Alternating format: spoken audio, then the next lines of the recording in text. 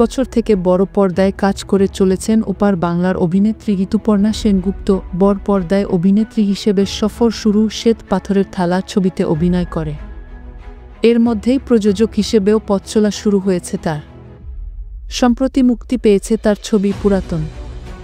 এই ছবিতে তিনি অভিনেত্রী ও প্রযোজক, যা বক্স অফিস ও দর্শক মহলে সাড়া ফেলেছে। ছবিতে শর্মিলা ঠাকুরের কন্যার চরিত্রে অভিনয় করেছেন ঋতুপর্ণা। ভারতীয় গণমাধ্যমে দেওয়া এক সাক্ষাৎকারে অভিনেত্রী বলেন, প্রথম থেকেই আমি একটা কথা বলেছিলাম, এই ছবি শুধু আমার একার নয়, এটা আমার পক্ষ থেকে বাংলা ছবির জগৎকে দেওয়া একটা উপহার। শুধু আমার বা প্রযোজনা সংস্থা নয়, বাংলা ইন্ডাস্ট্রির কাছেই এই ছবি বড় পাওয়া। শর্মিলা ঠাকুর আবার বাংলায় ফিরলেন এই ছবির মাধ্যমে। এই ছবির মাধ্যমে সুমনও নিজের পরিসর বড় করতে পেরেছেন।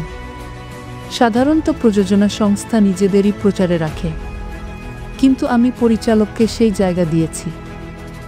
ঋতুপর্ণার কথায়, আমি সব সময় চ্যালেঞ্জ নিয়ে কাজ করতে ভালোবাসি।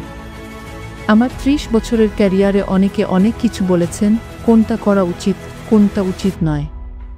তবে আমি আমার লক্ষ্য থেকে কখনো সরে আসিনি। বক্স অফিসের সাফল্য তো রয়েছেই, কিন্তু আমি নিশ্চিত ছিলাম দর্শক পুরাতনকে ফেরাবে না। ছবি মুক্তির পরে প্রেক্ষাগৃহে দর্শকের প্রতিক্রিয়া দেখতে পৌঁছে গিয়েছিলেন ঋতুপর্ণা সেনগুপ্ত। ছবি দেখার পরে অনেক দর্শকের চোখে পানি দেখেছেন, আবেগপ্রবণ হয়ে পড়েছেন অনেকেই। অভিনেত্রী ও প্রযোজক হিসেবে এটাই তার কাছে বড় প্রাপ্তি বলে জানান ঋতুপর্ণা।